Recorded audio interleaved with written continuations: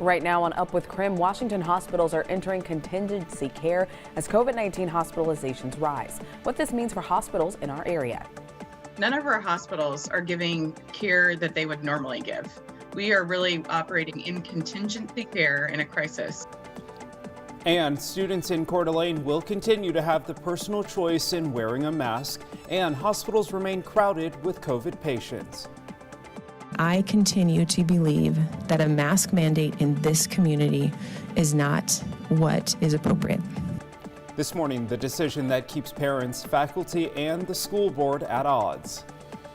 And of course, we're going to take you outside, talk a changing weather pattern this week that takes us from warm and sunny today to cool and rainy this weekend.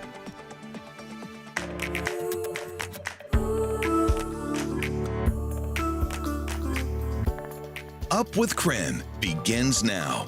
Please, no matter where the ever-changing roller coaster of these times take us, please continue to make masking recommended and keep the choice to mask or not to mask where it belongs, with the parents. New overnight. That's the decision the Coeur d'Alene School District stuck with at last night's school board meeting. Thanks for being with us on Up with KREM. I'm Tim Pham. And I'm Channing Curtis. Now that was testimony from last night's meeting. The decision comes as one trustee said there are 168 students as well as 12 staff members currently out of class due to COVID or possible COVID exposure. So the community also heard from one local nurse and parent speaking about their concerns of sending kids to school without masks given the crisis standards of care activated in North Idaho. The pandemic is poised to spread to our children. We are in a state of emergency. While there are many statistics about the situation here in Coeur d'Alene, the reality is clear. Because of the COVID-19 pandemic, our children are now at risk. There are not enough hospital beds for children or doctors trained in pediatric critical care. The board says they are in the middle of it all, but voted to recommend that people wear masks inside school buildings. Now, this means that students and staff members won't be required to wear them, but they are encouraged to do so. So that decision comes as hospitals in Idaho and Washington are struggling to care for the increasing amount of COVID-19 patients. So Washington hospitals now say that they are operating in contingency care.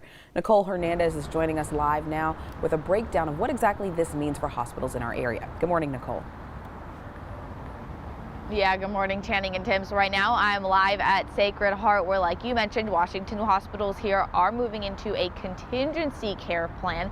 And that's because they're trying to avoid the crisis care that we're seeing over in North Idaho. So right now, North Idaho is at those crisis standard care standards, which are more intense than the contingency standards that Washington State is in right now. So the Department of Health is who moved the state into that contingency care to keep from moving into crisis standards. This means hospitals are doing less surgeries across the state. A couple of weeks ago, Spokane Hospital stopped elective surgeries, including here at Sacred Heart.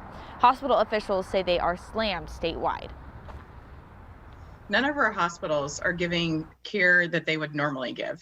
We are really operating in contingency care in a crisis, setting up alternative care sites and conference rooms and housing patients there and people waiting longer. This is not care that anybody wants to be giving.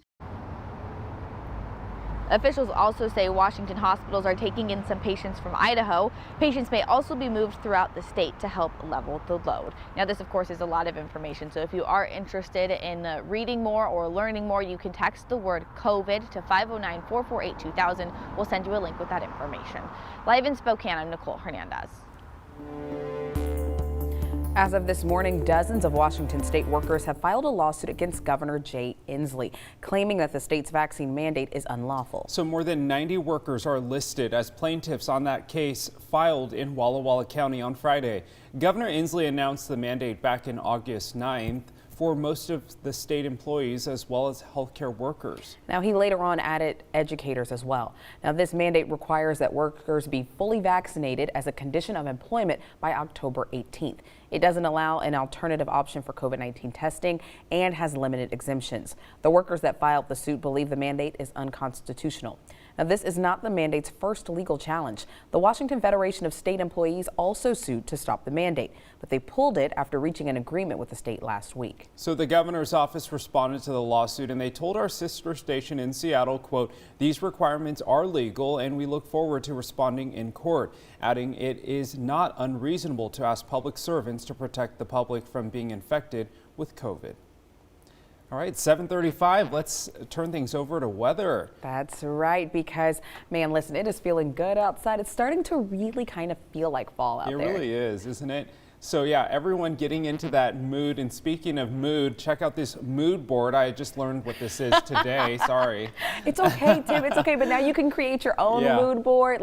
So this is from the Department of Natural Resources. They're clearly ready for all of the fall foliage. Yeah. I am too. Yeah, check out the colors. Okay, we should point out that, these pictures aren't from this year, maybe previous years, as Jeremy pointed out, because it's Jeremy, a little mood board. bit too early for it to be that vibrant, right? Yeah, and there's no snow capping some of those mountains over there yet, so we can all dream though, right? Well, yeah, that's the whole thing. It's a mood board. It's the vibes that you want to happen. It's what you want to see. Yeah, and as we get a vibes. storm moving in this weekend, the one moving in kind of brings with it a bunch of moisture and warm weather in those clouds. So unfortunately, we don't really get the snow just yet. A lot of you are going, what do you mean, unfortunately? Yeah, I'm a snow lover myself. But early on this morning, beautiful start to the day. You can see that over in Coeur d'Alene. A gorgeous Tuesday is what we have in store. We're sitting at 49 in Spokane, 50 in Coeur d'Alene, 43 in Sandpoint, and 46 in Moses Lake. Temperatures are going to climb, and air quality is going to stay good. Right now, we've got air quality staying in the good realm, and it likely stays there tomorrow as well, even as wind picks up across the region. So just know, it's going to be a pleasant couple of days for breathing the air. It's also going to be mostly sunny today as temperatures climb. We're going for the mid to upper 70s later this afternoon. I do think we hit 70 by about noon. So it is going to be a warm one. It is going to be a lovely day today, but wind picks up tomorrow. And by this weekend, we're talking plenty of rain for much of our region.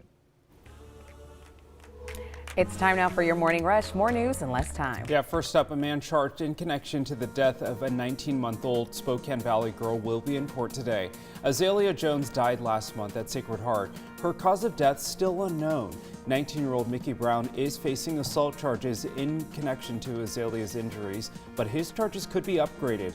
Brown says he called 911 after the girl had a seizure while he was watching her.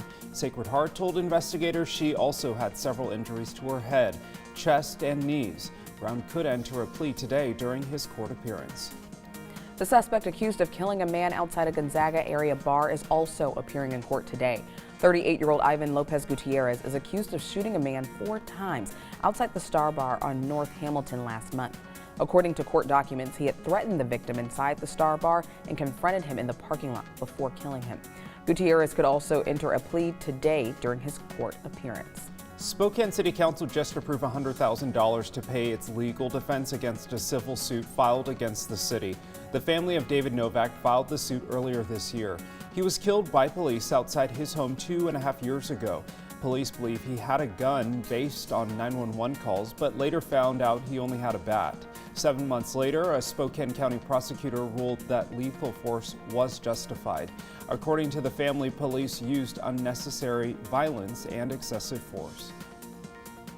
Well, we really don't have any closure, and as more time goes by and more things come to light, we have less closure. Because what we find out and what we see on body cams and in reports and what's been let out in the media and what the police department has released as far as information, things don't jive. Well, since this civil case is pending, the city and Spokane police can't comment at this time. The case is scheduled to go to trial in June. Spokane is now home to the first ever mental health crisis building in Washington. The new facility held their ribbon cutting ceremony this week. First responders who now get calls related to mental health issues will be able to take patients to the mental health crisis building. Now, before this, their only other option was jail. This facility is a new, much-needed tool to break the cycle that can trap people in the criminal justice system. A mental health crisis or a substance abuse problem needs to be treated at an individual level, and this facility will do just that. According to the county, people who are arrested for most misdemeanors and even some felonies will be eligible to enter the Mental Health Crisis Center. That new facility will open in late October. Well, the classic Broadway show Wicked is returning to Spokane. Popular, I'll help you be popular. You'll hang with a Oh, get excited if you think you know The Wizard of Oz. Just remember, there are always two sides to every story. The musical follows the untold true story of the Witches of Oz. The show will be in Spokane March 9th through the 12th of next year. And tickets, by the way, go on sale October 7th.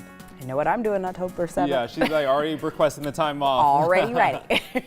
Well, that's your Morning Rush. More news in less time. Let us know what's going on in your neighborhood by using the hashtag #UpWithKREM on social media.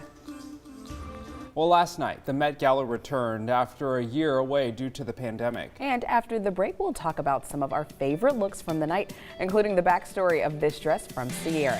Probably looks a little familiar to folks who are Seahawks fans.